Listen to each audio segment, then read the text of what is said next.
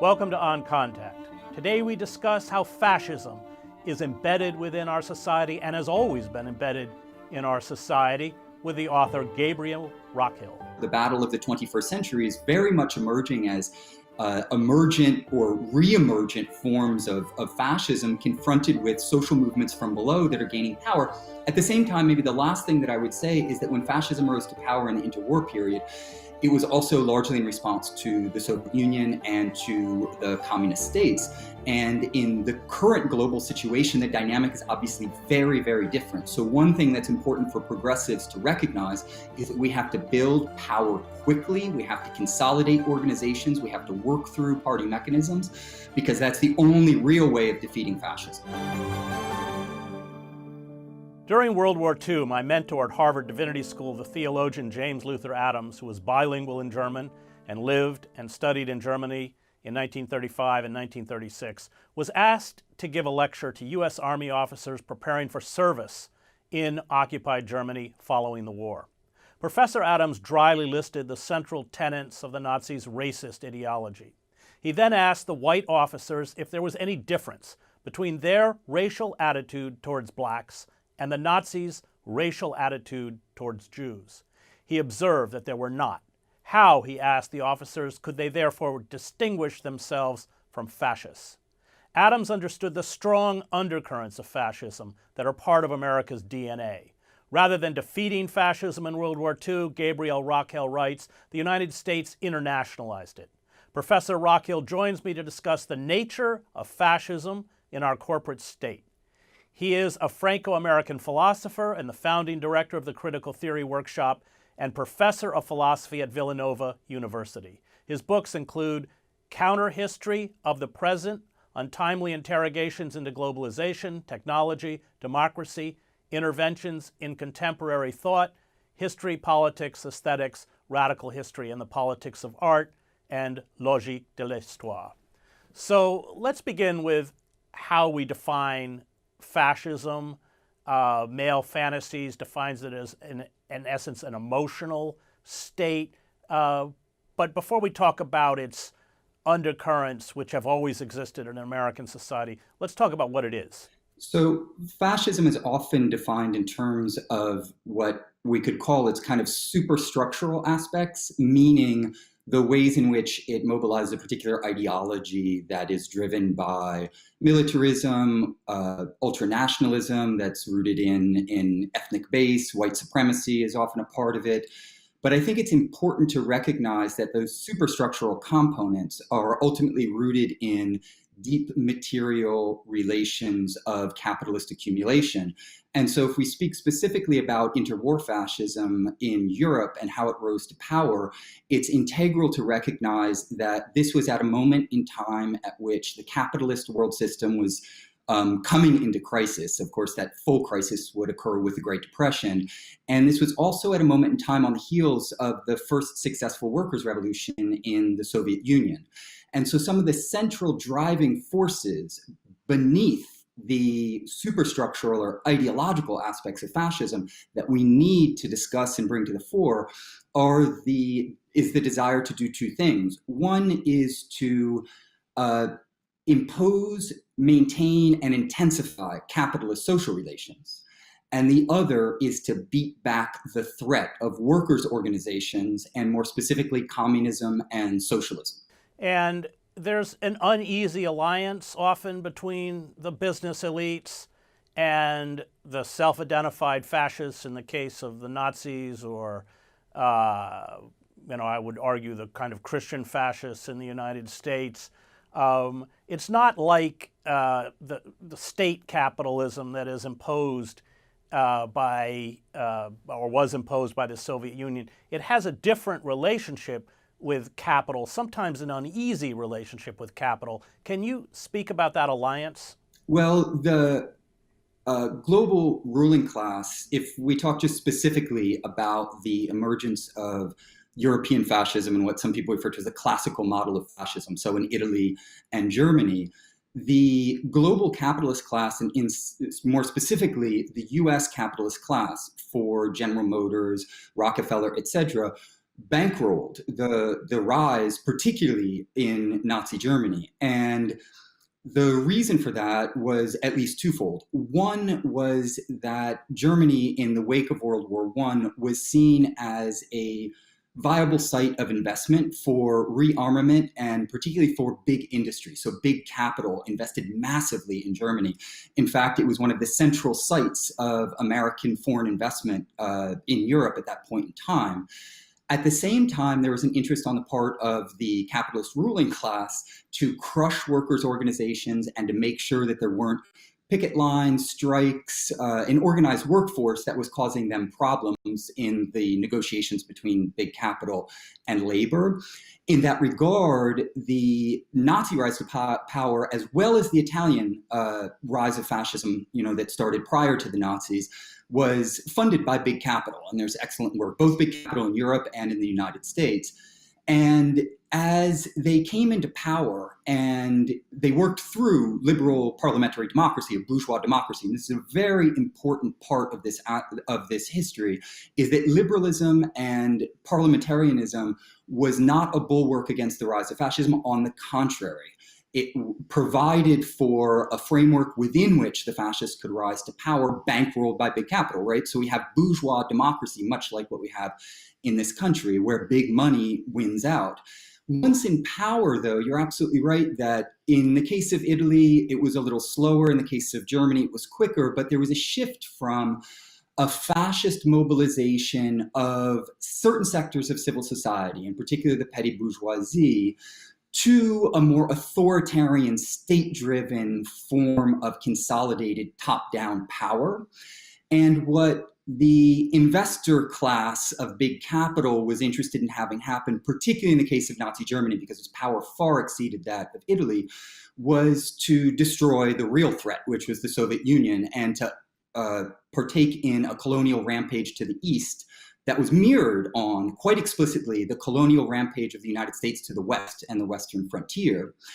And one of the complications, and I take it that this is what you're alluding to, is that it was very hard once Hitler in particular, but Mussolini as well, had really consolidated their power in the state apparatus, for big capital to make all of the decisions regarding the particular policies that were being implemented. And so one way of understanding what happened was that big capital backed this project for very explicit reasons, and then it kind of ran amok and got a little bit out of control. And so one of the big questions was, well, how could they save their investments and nonetheless shut down, or allow, I should say, the Nazi war machine in particular to be shut down, because ultimately it was the Red Army that was at the core of the defeat of Nazism, not the U.S. intervention, which was very small in comparison to what the Soviets were doing. And it's at that point in time, when it's clear that the Soviets were marching westward, that there was an endeavor on the part of the U.S., in particular the U.S. national security state, the OSS that became the CIA, to protect assets and to make sure that the business investments of big capital, particularly American big capital, but more generally international big capital, was protected. And so, of course, there were no corporate prosecutions in the wake of World War II, and a lot of the assets and the investments were protected by the national security state, as well as a lot of the Nazis that they worked very closely with. Before I ask you about how the protean nature of fascism and how, as you argue in your writings, it did not disappear with the end of World War II, in fact was enveloped by the United States, or certainly large sectors of the ruling elites, the military-industrial complex. Let's talk about fascism within the United States. Robert Paxton, in his book Anatomy of Fascism, argues, for instance, the Ku Klux Klan was America's most authentically fascist movement, and that movements that can be described as fascist predate World War II and up to the present. Can you talk about that undercurrent of movements that we would describe as fascist within America, and then we'll talk about what happened after World War II? Yes, that's absolutely essential, because fascism emerged first and foremost as a set of movements. And it was only later that it was conceptualized and eventually made into a doctrine, even in the case of Italy, where, of course, the term first appeared. But if we look at the movements themselves and don't get hung up on when it was labeled and how it was labeled, it's obvious that the structural similarities between what was going on in Europe in the interwar period and what was going on in the United States, not only in the interwar period, but of course before that, not only resembles fascism, but many recognized as fascism once the term itself was minted, so to speak. And so in the case of the United States, it's important to recognize that when the US entered World War I, the idea was, according to Woodrow Wilson, that we would fight a war to make the world safe for democracy. But he specified that what that meant was to, quote, keep the white race strong and to preserve, quote, white civilization and its domination of the planet, end quote. So within this context, of course, you have the US white supremacy that dates back to the deep history of the settler colony, but that really also took off in the interwar period and was recognized directly by the Nazis as the best model for racial apartheid and racial statecraft. And they studied the American examples for precisely this reason. Hitler wrote in Mein Kampf that there was one model of a state that had developed the aspects of racist statecraft that needed to be taken to their next level in the Nazi Third Reich, and that was the United States. And so in the case of organizations like the Ku Klux Klan, we have 5 million vigilantes who orchestrated parastate violence that was racist, white supremacist, pro-Christian, pro-capitalist, and it was allowed to act with impunity. Right? And so it's a very good example of precisely the structural mechanisms that were operative within the case of interwar fascism, or the rise of fascism within the European case. And in fact, so much so that when Italian fascism first came on the international scene, there were many articles in the US press that recognized that what fascism in Europe was the European model of the Ku Klux Klan. Moreover, it's not just the Klan, right? There were a whole series of other vigilante organizations, fascist organizations, explicitly Nazi organizations, as well as corporate-backed vigilante forms of violence that were put in place in order to protect the rule of big capital. And so I'll just highlight 2 examples in that regard. One is the role of the American Legion. The American Legion, we shouldn't forget, one of the commanders is on record as saying, that the fascisti are to Italy what the American Legion is to the United States. And the American Legion was, of course, involved in the 1934 attempt to orchestrate a fascist coup within the United States, right? There's this example is extremely important, but it's also significant that just as in the cases in Italy and Germany, fascism operates largely through parastate violence, or violence that is outsourced to civil society in various ways, but it also mobilizes the state. And so in the interwar period, we should not forget about the Palmer raids and the ways in which in 1919 and 1920, the General Intelligence Division of the US Justice Department orchestrated raids in more than 30 US cities, arresting between 5,000 and 10,000 anti-capitalist activists. So you had an enormous crackdown both on the part of the state, these parastate forms of vigilante violence, that was not only parallel to what was going on in Europe, but was largely recognized as feeding into and a model for a lot of what developed there. Great. When we come back, we'll continue our conversation about the nature of fascism in our corporate state with Professor Gabriel Rockhill. Welcome back to On Contact. We continue our conversation about fascism in our corporate state with Professor Gabriel Rockhill.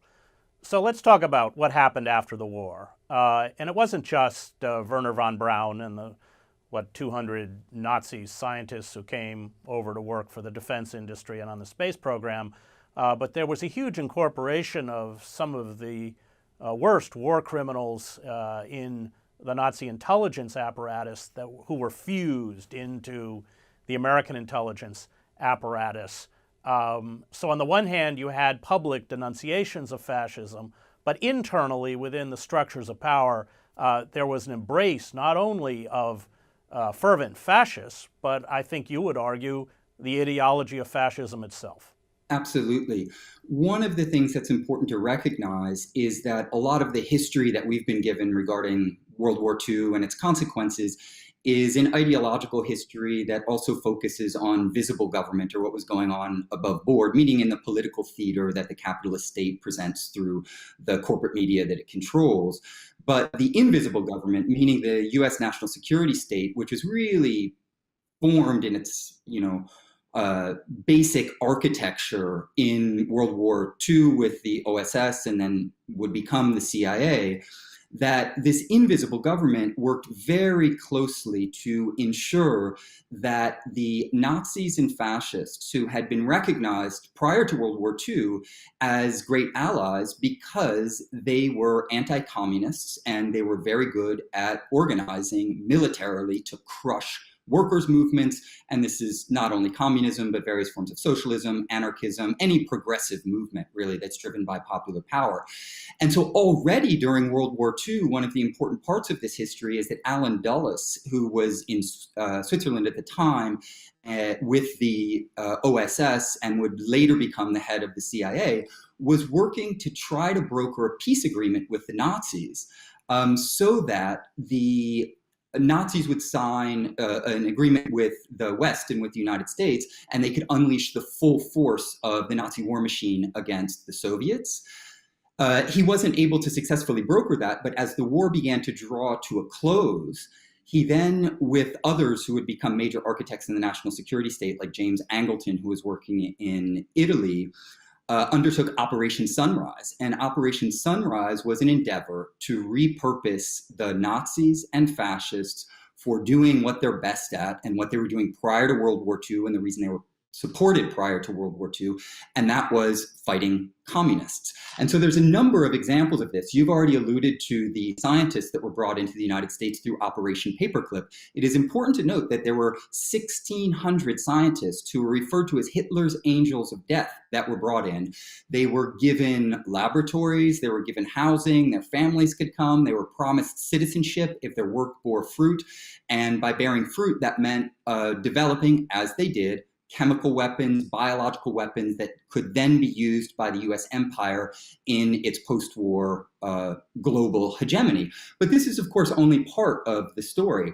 There are also the intelligence services within Germany and Italy that were then repurposed. The case of Germany is quite flagrant because Reinhard Gehlen was the head of German intelligence under the Nazi Third Reich that was directed against the Soviet Union.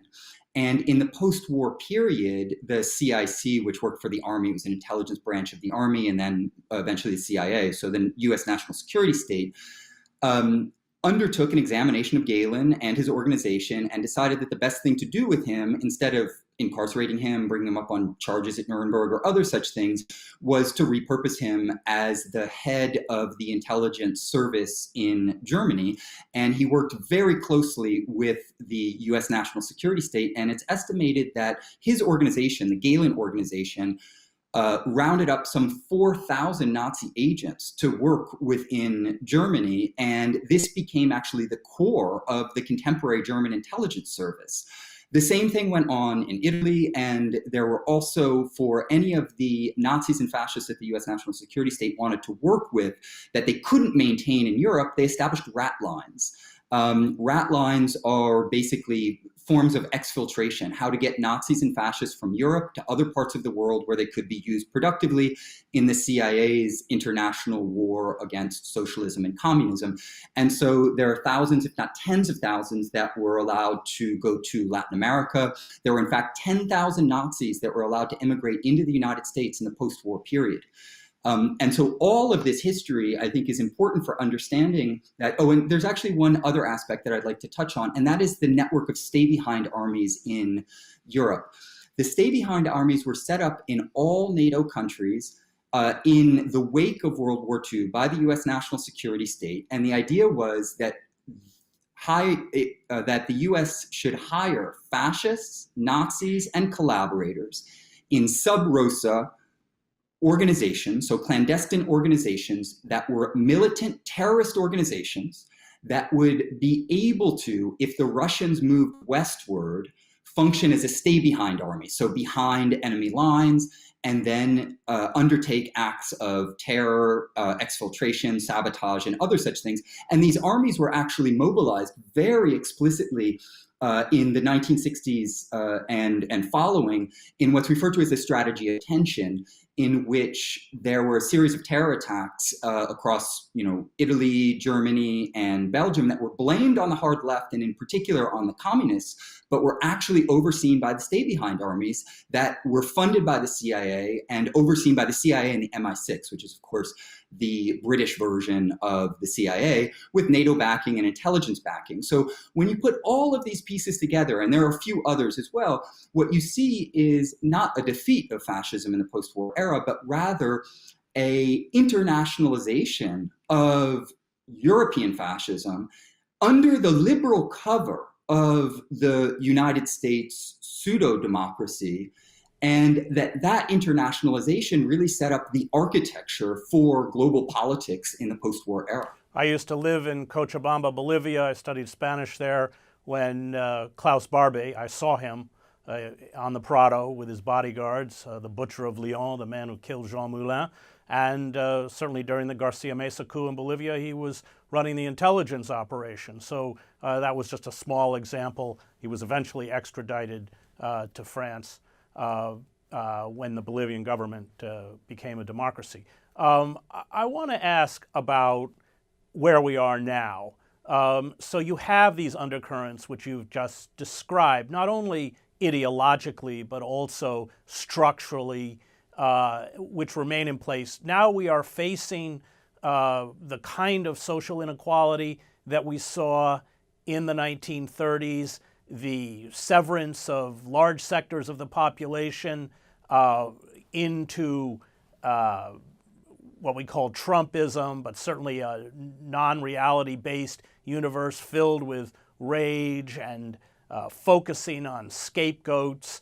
I think it should always be said that racism, anti-Semitism, these are irrational. I find historians who go back and ask questions about why Hitler was anti-Semitic. Was it because his mother was treated by a Jewish doctor and died? Ridiculous, because this is not a rational belief system, and if you come at it purely from a Cartesian point of view, you won't understand it. We're seeing a very similar period, and I always remember Fritz Stern, the great historian, telling me, who spent a refugee from Nazi Germany, left when he was 18, taught at Columbia University. But he said that in Weimar, Germany, there was a yearning for fascism before the word fascism was invented.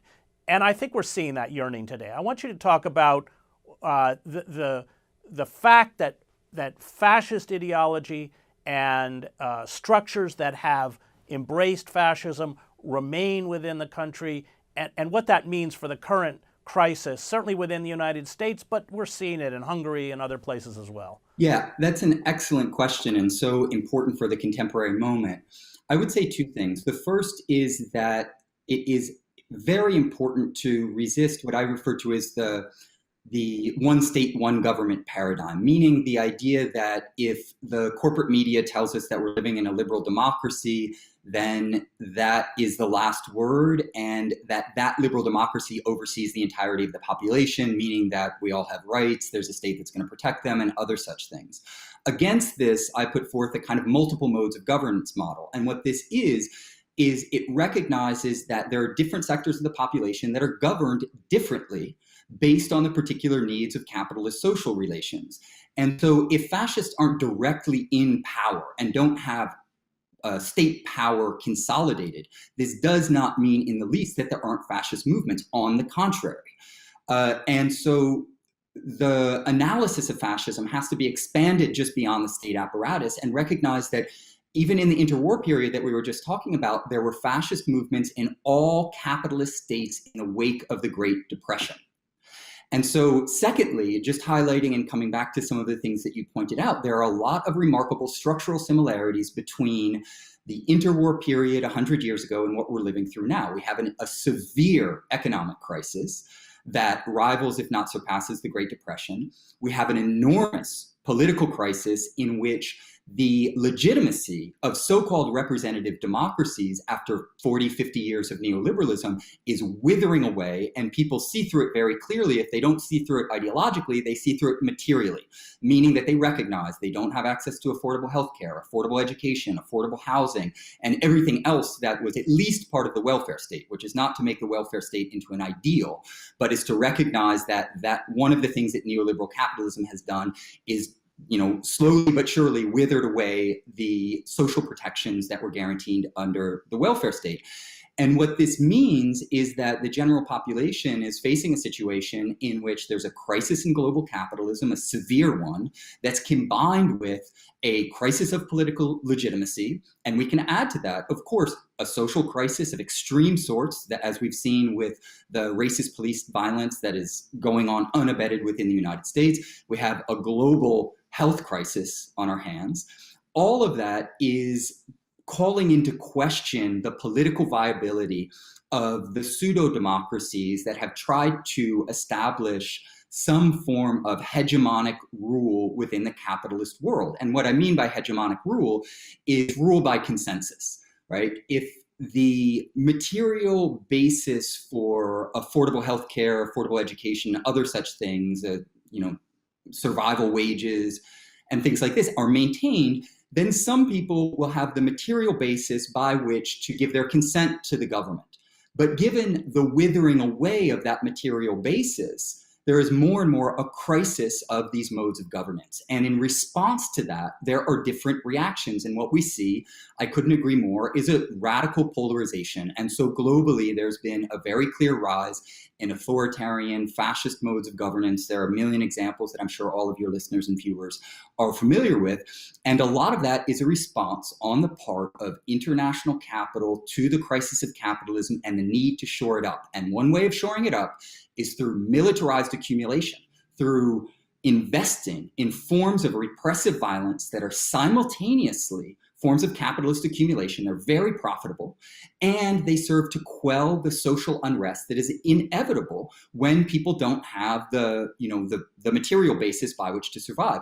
At the same time, on the hopeful front, there is a very resurgent, I would say, youth-driven, proletarian-driven, working-class movements in the United States. It's very clear, as we've seen across the summer and into the fall, that there is a sense that if it be the Democratic Party or even the Sanders campaign, there's a lot of political organizing in movements, parties, organizations, etc., that are to the left of the consolidated consensus of these neoliberal parties, if they be Democratic or Republican. And so in that regard, the battle of the 21st century is very much emerging as emergent or re-emergent forms of fascism confronted with social movements from below that are gaining power. At the same time, maybe the last thing that I would say is that when fascism rose to power in the interwar period, it was also largely in response to the Soviet Union and to the communist states.